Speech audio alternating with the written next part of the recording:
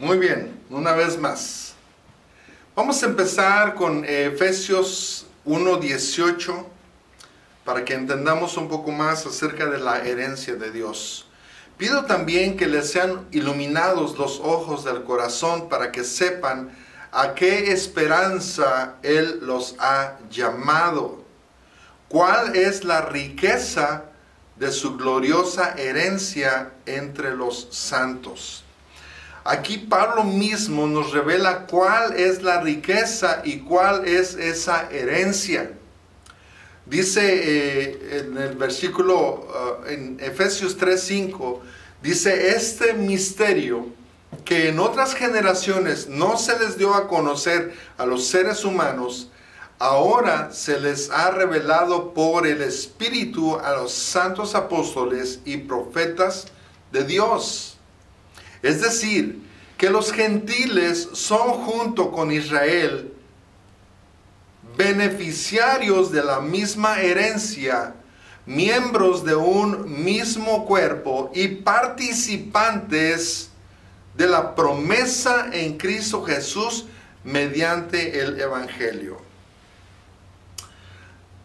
Déjenme hacer un paréntesis aquí porque últimamente o desde hace varios años hay un mover aparentemente nuevo acerca del mesianismo. Es decir, judíos que son mesiánicos y que no han entendido precisamente esto, y que estas corrientes tratan de regresarnos a el judaísmo llamado falsamente mesianismo. Si dice en Efesios 3:6 que somos beneficiarios de la misma herencia y que somos miembros de un mismo cuerpo y participantes igualmente de la promesa en Cristo Jesús mediante el Evangelio, no encuentro ninguna razón por la cual someternos a ritos de los cuales Dios nos sacó para volvernos a esclavizar. Entonces, tengamos mucho cuidado, hermanos, porque esto es un mover muy grande en la iglesia evangélica solamente por no entender. Es obvio que el mesianismo, no tengo nada contra los shofar o contra los candelabros o contra cosas judías. Pero una cosa es tenerlos como ornatos y como instrumentos de alabanza, a someternos otra vez bajo la tradición y los rudimentos. Y Pablo está hablando también en Colosenses capítulo 1, versículo 27, acerca de esta herencia. Dice: a estos Dios se propuso dar a conocer cuál es la gloriosa riqueza de este misterio entre las naciones, que es Cristo en ustedes, la esperanza de gloria. Entonces, la meta o herencia que Génesis pone delante nuestro es crecer hasta alcanzar la madurez y carácter de Cristo, es decir, ser transformados a su semejanza. Y solo cuando seamos como Él podremos experimentar el verdadero reposo espiritual. El mundo necesita ver urgentemente la belleza de Jesús en y a través de su iglesia. Y déjame decirte, no será manifestado de otra forma. No será manifestado de otra forma. La belleza de Jesús será manifestado a través de la iglesia.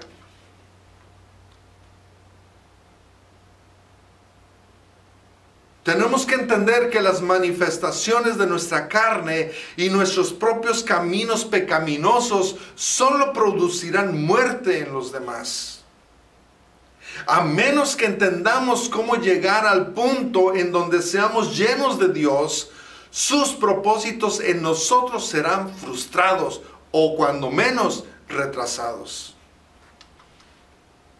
¿Cuántos cristianos tienen el conocimiento necesario para progresar de ser un bebé espiritual a ser un padre espiritual maduro? En la iglesia se habla mucho de ganar al mundo, pero se comparte muy poco sobre el tipo de vida cristiana que logrará hacerlo.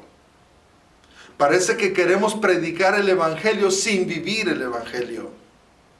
Queremos involucrarnos en el liberar a otros cuando nosotros mismos realmente no tenemos libertad. No es algo nuevo. Pedro lo dice en la segunda carta de Pedro 2:19. Les prometen libertad cuando ellos mismos son esclavos de la corrupción. Ya que cada uno es esclavo de aquello que lo ha dominado. Juan 8:34, Jesús hablando, dice: ciertamente les aseguro que todo el que peca es esclavo del pecado, respondió Jesús. Entonces queríamos dar a luz hijos espirituales, pero no teníamos tiempo para entrar a las recámaras del Rey y participar en una relación íntima con Él. Queríamos ser alguien sin antes convertirnos alguien en Él. Queríamos ser alguien a los ojos humanos sin convertirnos en alguien a los ojos de Él, sin ser como Cristo. Queríamos el éxito espiritual sin pagar el precio que eso requiere y sin escoger el camino que nos llevaría hasta allá. Estábamos tan aferrados edificando el reino que no teníamos tiempo para ver los planos que nos muestran cómo edificarlos a la manera de Dios.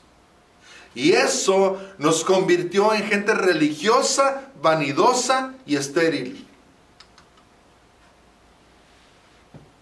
Entonces la obra de todo cristiano es alcanzar el carácter de Cristo, ser llenos de Él, ya que solo así podremos hacer las cosas que Él hizo y aún más. Y déjenme decirles, cualquier cosa que no hacemos en amor, no son frutos de Dios. Cualquier cosa que no hacemos por amor y en amor, no son frutos de Dios. Estamos falsificando los frutos. Por eso vemos las cosas así en las congregaciones. No estoy hablando en la iglesia, porque la iglesia se mantiene así, inmaculada. Pero en muchas congregaciones, hermanos, la iglesia es una. Dios la tiene en todas las congregaciones. Esos pocos que Dios se ha reservado.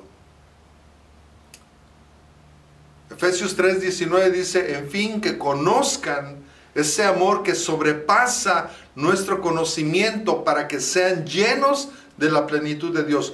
¿Tú puedes imaginarte una persona evangelizando sin amor? Claro que te lo puedes imaginar, porque muchas veces tal vez tú y yo hemos evangelizado sin amor. Lo hemos hecho más por obligación que por amor a las almas. Es más, a veces lo hemos hecho más por amor a las almas que por amor a Dios.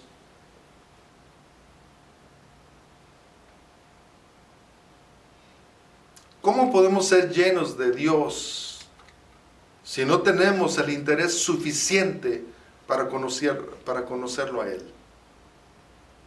Si no tenemos la vida de Cristo en nosotros, lo único que transmitiremos es muerte. Si no tenemos a Cristo, no tenemos amor y transmitimos muerte. Es como estar construyendo nuestra casa sobre arena. Dice Lucas 6:46. ¿Por qué me llaman ustedes Señor, Señor y no hacen lo que les digo? Y toda casa espiritual que haya sido edificada sobre la arena de las opiniones y caminos humanos será derribada. Por eso hay gente que no persevera en el camino. porque no fueron engendradas por el Espíritu Santo, sino fueron engendradas por el conocimiento religioso.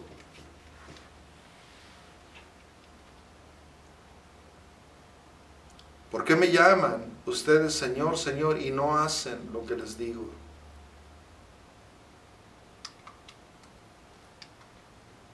Voy a decirles, sigue diciendo Jesús, voy a decirles a quién se parece todo el que viene a mí y oye mis palabras y las pone en práctica.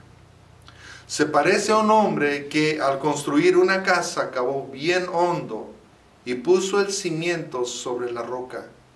De manera que cuando vino una inundación, el torrente azotó aquella casa, pero no pudo ni siquiera hacerla tambalear porque estaba bien construida.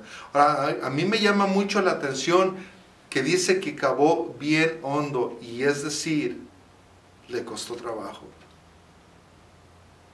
Hoy queremos un cristianismo fácil y que no queremos pasar mucho tiempo con el Señor.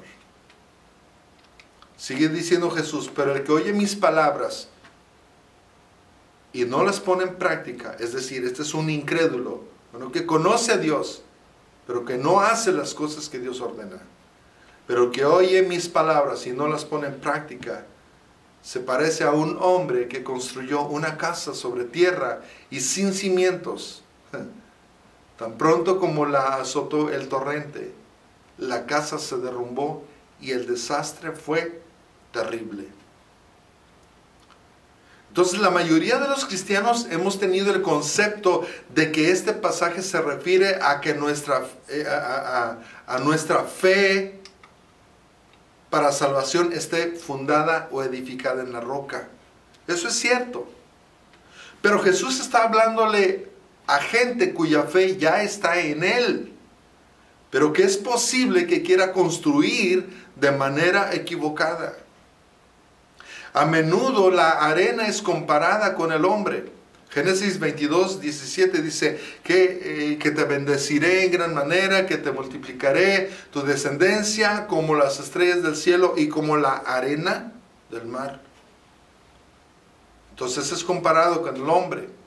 Pero para que nuestra casa sea edificada sobre la roca, es necesario que el hombre llegue delante de Cristo para oír cómo debe de ser edificada la casa y luego seguir sus instrucciones. Entonces, cualquier otra manera está construida en el pensamiento humano, que es una manera que jamás prosperará en el fin. Y a veces estamos tan ajetreados trabajando para el Señor que no pasamos tiempo con el Señor para recibir sus instrucciones. A Moisés tuvo que pasar 80 días en el monte con el Señor antes de empezar a edificar la casa de Dios. Y déjame decirte, hermano, hermana que me estás escuchando, ¿cuántos pastores, hermano pastor o pastora, cuántas veces hemos pasado 80 días buscando al Señor a ver si es cierto que Dios nos llamó? Hoy todos quieren predicar, pero nadie quiere pasar un tiempo con el Señor. Estos sacerdotes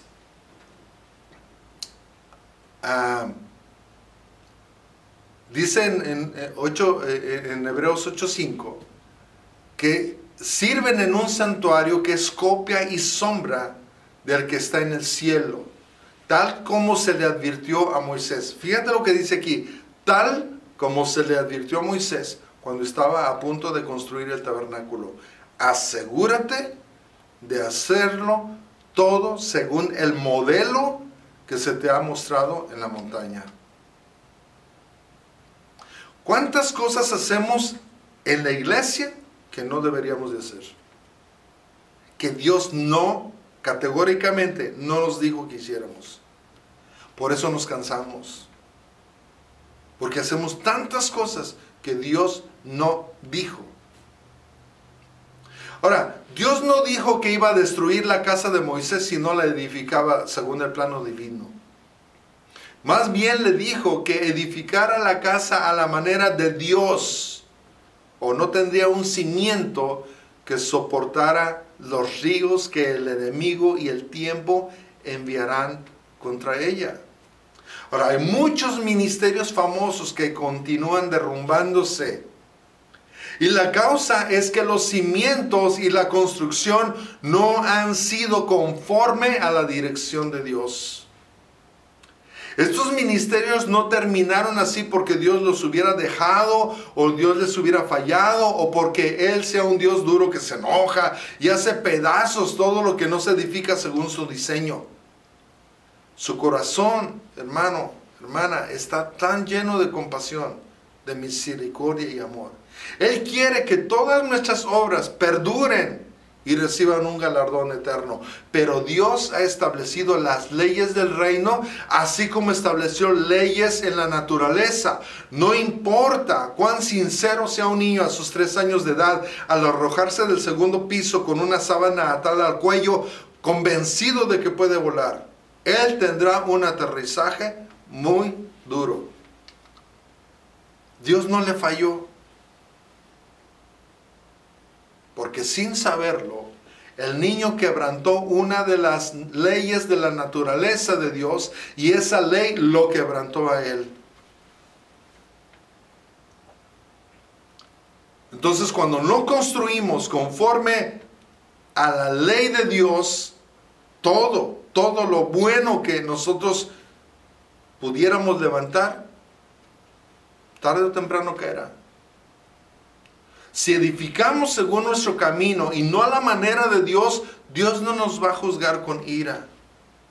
Él con misericordia nos dejará ir de fracaso en fracaso hasta que descubramos por qué necesitamos arrepentirnos de nuestros caminos.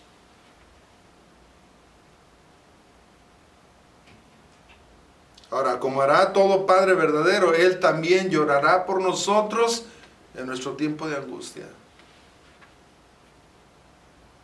Antes de cualquier decisión, tienes que buscar a Dios. Que tu obra, que la obra que estás empezando, no sea tu propia obra y que sea construida conforme al corazón de Dios. Termino con esto. Hay muchas iglesias hoy en día que salieron de una división. ¿Predicas el evangelio correcto? ¿O predican el evangelio correcto, pero no con una actitud correcta? Porque si hay orgullo, si hay rencor, si hay amargura, es exactamente lo mismo que se está sembrando en la gente a la cual se pretende salvar. Si saliste de alguna congregación y estás iniciando una obra, asegúrate ponerte en paz con tu hermano. De otra manera, estás construyendo a tu manera y Dios no va a honrar. Yo no estoy diciendo que Dios te va a destruir. Yo estoy diciendo que Dios irá dejando que caigamos en procesos difíciles hasta que probablemente tengamos que renunciar. Si ya saliste de la congregación, ponte de acuerdo con el que fue tu pastor. Reconcíliate si hay manera de reconciliarse. Y asegúrate que no haya un espíritu diferente en tu corazón. Padre, en el nombre de Jesús, te doy gracias por tu palabra, Señor, y te doy gracias porque tus planes son increíblemente más grandes que los nuestros. Señor, en el nombre de Jesús, te pedimos, Señor, que tú nos reveles tu voluntad. Que tú nos reveles, Señor, aún nuestros propios caminos.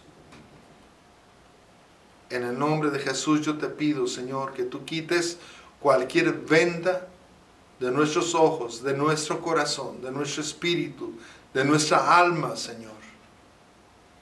Y que podamos hacer, Señor, tu voluntad, que es buena, es agradable y es perfecta, para honrarte a ti, Señor. En el nombre de Cristo. Amén. Hasta la próxima, hermanos. Bendiciones.